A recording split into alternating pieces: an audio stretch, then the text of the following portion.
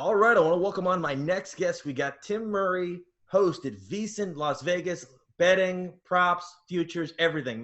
Tim, how's everything going? Good, man. It's hot out here, but the good thing is we got lots of sports to talk about, which is nice. It's a little bit refreshing. So yeah, it's a good time to be out here. Yeah, it's better than when all we had was Korean baseball and marble racing. And now we got a little bit more to talk about. Yeah. So yeah, it's been wild. What have been your thoughts on the bubble in Orlando? I thought it's been incredible. It's been spectacular. I was curious about the level of competition and even the sounds. I mean, if you're just watching that game, let's say you woke up from a coma. I mean, my goodness, think about all the things that you'd be asking about. But if you're just watching that game and the sounds and the music and all that stuff, it seems like a normal game. So it's been interesting to see the swings, and we've had some incredible finishes. But no, it's been really well done. Hockey's been a ton of fun to watch too. So I'm curious how football is going to work. I know all of us are. We're hoping there are no hiccups, but I mean the bubble has really worked to perfection for the NHL, for basketball. I mean the TBT, they did it too. So looking long term, you do wonder. Football is almost impossible, Zach, to really bubble, but does college basketball look into this? I think college basketball, if they want to be proactive and get this thing going in November or December, maybe little mini bubbles, trying to figure that out. So that's going to be really interesting what they ultimately do with college hoops. But to your point, the bubble has been phenomenal. Yeah, and then speaking of waking up from a coma, I saw some great tweet. It said if somebody who's never watched basketball before and will never watch basketball again, watch the Thunder game on Wednesday night, they'd go their whole life thinking Lou Dort is the greatest basketball player of all time. Very true. I was actually in the sports book, Westgate Superbook Sportsbook on Thursday night, and it was the finish of that Celtics Raptors game. I mean, I got a hot take about that. They started the clock late. They started that clock late. It was more than half a second. They gave. He got it off quick though, man. I give Anunoby a heck of a lot of credit, but yeah, I mean they bring in Taco Fall to put him in front. I mean it wasn't in the COVID times. Obviously things aren't as totally crazy, but it got a little loud in there when the three went down, and a handful of people had the Raptors on the money line. Yeah, I think I saw that you had them as you were predicting them to kind of even the series. So I had predicted them. Yeah, my first appearance on VSiN, I did a little guest spot. They're kind of easing me in before my shows hit the ground running. And my first guest spot was before Game 2, and I was all over the Raptors. They were laying a couple points. They were up 8 after the third quarter. I was feeling great, and then the Celtics, outscored them by 11 in that fourth quarter. So 0 for 1 on that start. But no, it was good to see college football back on Thursday night. That was great. It's going to be unusual, Zach, with these in the primetime games this year, what matchups we'll get. But, it's something. Beggars can't be choosers. Are there any prop bets on how many times Kyle Lowry can complain a foul? Like, it seems like he's either putting himself in position to get clocked or he's chirping at the ref, and I'm like, just calm down. You get 30 points. You're having a great game. Stop. Yeah, I remember. I mean, especially last year. I mean, I know the Ultimate obviously won it all, but he was one of the most people I like to watch the least because he's always complaining. But I mean, that's kind of the MO. I mean, I know LeBron complains a lot. I mean, Harden and Westbrook. I mean, all these dudes. They want to get the calls, but Lowry, I feel like does take it to the next level a little bit. Yeah, no, I couldn't believe it. I'm literally like, start the clock, and then they gave him like enough time to position himself, and then all of a sudden it goes in. But no, it's wild. Who do you like in the conference finals for basically? So we're in one more round. I liked Toronto, but the Celtics have been playing really great. And when it comes to, coaching, I mean, you think about that series. I mean, you got two of the best in Stevens and Nurse going at it. And, I mean, how about, right now you got the Bucks in a tricky situation too. So if I had to pick right now, I guess I'd lean Celtics to win the Eastern Conference. And then I don't know what to expect. I would probably say the Clippers come out of the West. But because at times, especially in this bubble, Zach, we've seen that, outside of LeBron and AD, it's who can the Lakers trust? No. Kentavious Caldwell-Pope can have a couple good games. I mean, Rondo should be back, but he's not a great shooter. So, I mean, Danny Green really hasn't been playing all that well. So it feels like the Clippers have so many weapons. So that's going to be a fascinating series. Hopefully we get it. I mean, the Clippers got off to a great start. I would be surprised if the Rockets were able to knock off the Lakers. Yeah, I don't know what the Rockets plan to do because Tyson Chandler hasn't touched the floor, and I think he's got 6 inches on the next best guy for Houston. They went all in. I give them credit. They went all in on this. We're going to try to small ball it and shoot a ton of threes. I mean, we're going to see 3-point numbers in the 70s. I can almost guarantee that for the Rockets in this series. They're just going to be bombing threes, and they'll win a couple games, but I don't know if they could do it 4 times.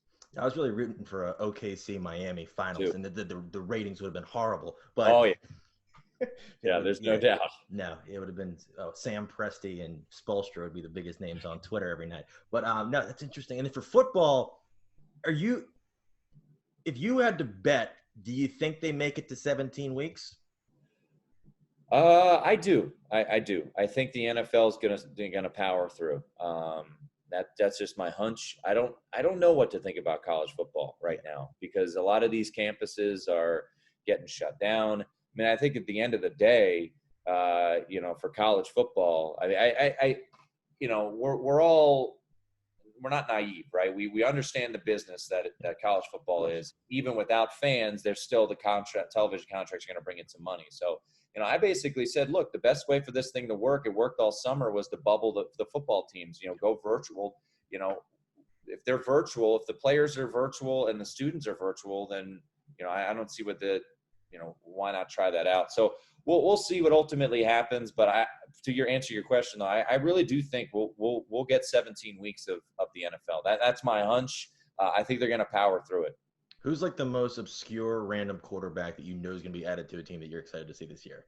Oh man, are we going to get a little Cardell Jones, that'd be fantastic, Defenders franchise player for 6 weeks or whatever? So. Yeah, I don't know. I mean, any guys coming out of retirement? Is Brett Favre gonna, get signed over at 49?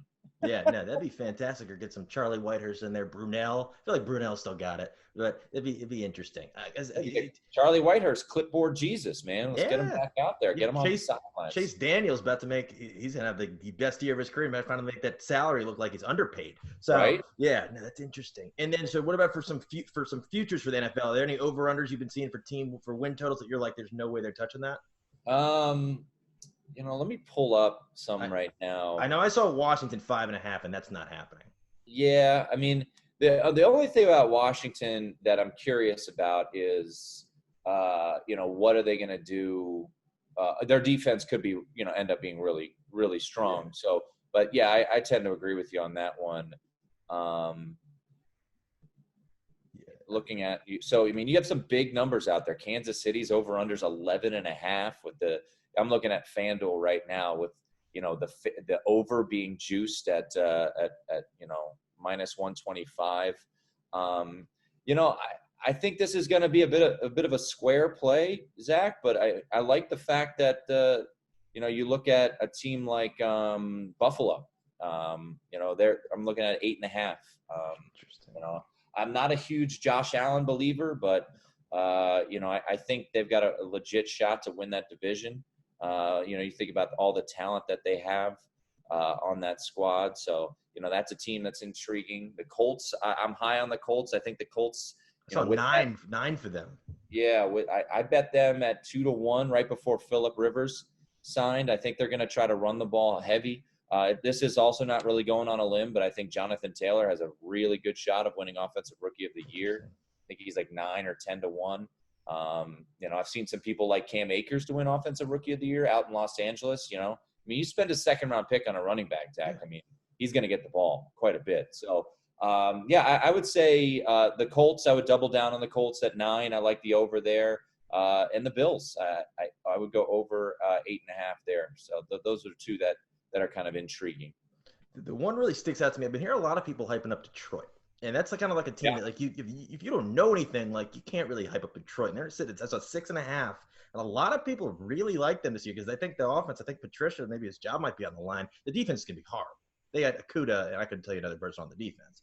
Oh, they got the kid from Atlanta, drawing a blank, Trufant. They got Trufant, so their defense better. They got a better secondary than Washington, but it's going to be interesting. But do you like their chances at all in NFC North? Do you think they could make a surprise? I've heard a lot of people high on them. I mean, if Stafford can stay healthy, that's the big question. Um, I'm not as bullish on them, but I've seen a handful of people that have, said, take a flyer on them. I, if that offensive line in Minnesota can get better, or did get better, I mean, that's a team, especially they go out, they get Yannick Ngakoue, they drafted 1 million guys. They had a huge draft this year. So, Dalvin Cook but they lose Stephon Diggs. So they're an intriguing team. So I wouldn't be as bullish on the Lions. I'll give you another one though. I mean, the Bengals right now, the under is the over under is 5.5. I saw Burrow's passing yard total is set at 3,800. Yeah, I mean, I just don't know what to think of it. I mean, the Bengals were awful last year, and you think about everyone. You would anticipate now that Freddie Kitchens is gone and Stefanski is in there, some maybe more stability. Baby Baker Mayfield is going to be. Yeah, things are going to be a little more serious there. Think about that neighborhood that the Bengals live in, with the Ravens, with the Steelers, who should be better, and with the Browns. So you're talking about a 2-14 team last year, a rookie quarterback. What can we really expect from the Cincinnati Bengals this year? And also, the AFC, they're playing the AFC West this year, so they have the Chiefs on the schedule. I think the Raiders are going to be improved now. The benefit to the Bengals is they get to play the NFC East, so they get the Redskins or Washington. And game of the year. Yeah, but I mean, 5.5. I would be surprised if we saw the Bengals winning 6 games this year. Do you think Haskins finishes the year as a starter? I do. I think if they're going with the right approach, there's no business. I mean, outside of injury, if we're removing injury from the discussion just on, play on the field alone, I do think you have to see what you have, because this really has to be an evaluation year. Yeah. Because if the Redskins ultimately stink, which many of us believe it's very possible, looking just ahead to the NFL draft, you've obviously got Trevor Lawrence, you've got Justin Fields, and you've got Trey Lance. You've got 3 really good quarterbacks that could go in the top 5. So if the Redskins are as bad as – you need to use these 16 games to truly evaluate what you have in Dwayne Haskins. Do you like what you see? Because then you can pivot, And I know we're talking draft in August, which just seems crazy, or September. But, the kid out of Oregon, Penei Sewell, I mean, he's going to be a stable left tackle. So let's say hypothetically, the Redskins are picking, 2nd or 3rd, and the Jaguars go 1 and they get Trevor Lawrence, you have a chance there. I mean, I'm not saying it's going to be an epically bad year, but just hypothetically, then you get that anchor left tackle that they no longer have in Trent Williams and Sewell. So, yeah, and there's other guys. Jamar Chase is a monster, and big time playmaking wide receiver. So you really need to evaluate what you have. The first year, Ron Rivera, I mean, realistically, they have to know this is not a season that they're going to win. And I think they've been pretty upfront about it. And this is a big year when you have a first-round quarterback, and if you don't like him, if Scott Turner and Rivera find out, okay, this isn't our guy, then you move on. Then you get Fields, you get Lance, you get Lawrence, whatever. But, yeah, I do think you kind of have to play him the entire year to see what you got. Do you think they're hyping him up just to hype up the fans? Because I've never seen another team promote that a second-year quarterback that really didn't prove too much went 9 of 15 in a non-contact third down drill and then tweeted out, like, guys, get ready. Well, I mean, what's the hope? Honestly, like, look, Zach, I'm from DC. I know this. I'm living out in Vegas now, but like, look, I grew up on this team. I mean, I'm going to be 33 later this month.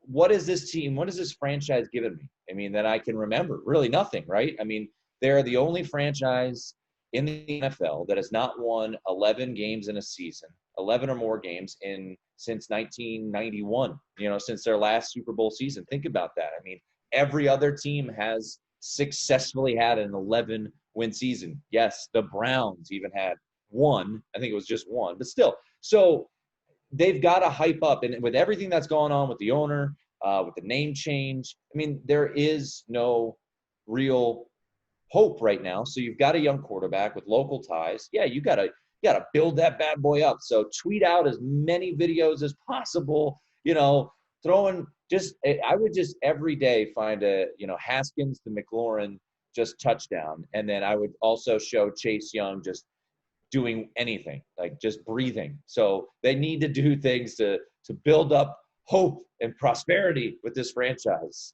Yeah, I don't know. I'm hoping for the best. I was excited for him when they got him. He did not have a great rookie year, but there was a lot of mitigating factors that played into that. But to narrowly beat out a guy who almost lost his leg for the starting job doesn't give me that much confidence. So, and then speaking of Alex Smith, I saw I think it's a plus 600 for him to win comeback player of the year. Do you think he could do that if he doesn't suit up for a game? What's interesting is so Aaron Oster, he and I worked together in DC, and now we're out here together working at VSiN. So and we're actually living together until our families come out west. So we got a little odd couple apartment situation going on here. But he made an interesting point where I was like, well, there's no way he's going to win comeback player of the year. He's not going to play. He said, well, what if he just takes one snap? What if he does a kneel down or something like that? Do people thinking about what he had to go through, does he just win it de facto, right? Because he got on the field from a thing, from an injury that almost left him losing his leg. I don't think we're going to see him at all. I don't think we'll see him take one snap this year. But, Zach, at 6-1 odds, it's, people better, I should say voters love storylines, right? What's a better story? I mean, we all saw that E60 on his recovery, which was just remarkable. And I didn't even realize just how much he went through and how close he was to losing that leg. He almost died. So, Zach, if he goes out there in week 10 and he takes the kneel down to end the game, should he win comeback player of the year? I would vote for him, right? Well, because if there's fans in the stands and Haskins is nowhere to be found, he might get that chance. So it's wild. It's interesting. It's wild. And then Stanley Cup. I personally wouldn't make that bet, but I understand why it's intriguing because you think about the storyline, and if he just takes one snap, I mean, it's a remarkable recovery. So it is it might be worth a flyer. It really might be. What about Stanley Cup? Who are you liking with that? Do you think take it home? Yeah, last night I was watching the Canucks. I was here in Vegas, and after the first period, Canucks had a 1-0 lead, and the Knights were still the favorite. So I was like, all right, well let's pile on the Canucks here. But I guess I would lean Lightning. They seem to be playing really great right now. But yeah, man, I don't know. It's one where, I mean, I would love the Knights to do it. Obviously, being out here would be pretty cool to see the Knights make it. But I mean, they obviously have a Game 7 on their hands. It would be interesting. I would lean Lightning if you made me pick right now. But man, it would be fun to see the Islanders and Barry Trotz do that thing. And my family's from Long Island, but I would say Knights and Lightning would be the two. I mean, the Lightning have been playing really well. So they're the only ones that didn't have to go to a Game 7, right? They had that great video before they started back up. The boys are back in town. Did you ever see that with the jet skis? That was incredible. And maybe that's what led to all their success, but I don't think it. Maybe. No. But and speaking of Vegas, so how are you expecting the Raiders to do this year? Because people are all over the place. I think the Raiders have a decent shot of.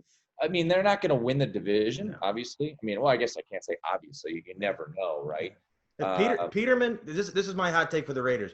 If Carr goes down, then Mariota goes down, then Peterman goes down, then you put Randall Cunningham in and see how he does.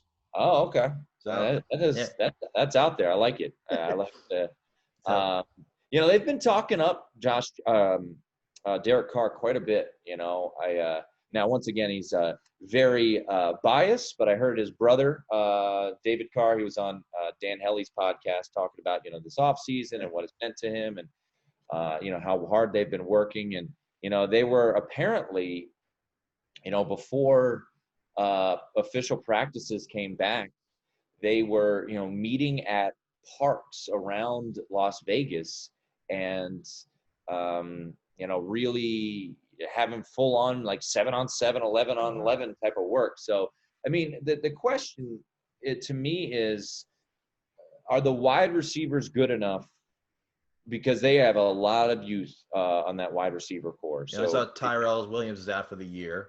Right. So Tyrell Williams done for the year. So you've got Henry Ruggs, who is, the speedster out of Alabama. Then you've got Brian Edwards, who I was listening to. Forgot they had him from South Carolina. And they were they're bullish on Brian Edwards. They really like Brian Edwards. Came out of South Carolina.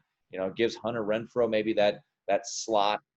They have Zay Jones, who a lot of people were excited about. Remember Zay Jones a couple of years ago in the preseason stack was like everyone was talking about Zay Jones in Buffalo. Now he's a member of the Raiders now. So one guy that I was a big fan of in college was Lynn Bowden Jr. I mean, the versatility that he has. You mentioned if Derek Carr and then Marcus Mariota go down. I mean, hell, I'd rather have Lynn Bowden playing quarterback than Nathan Peterman. Really? What?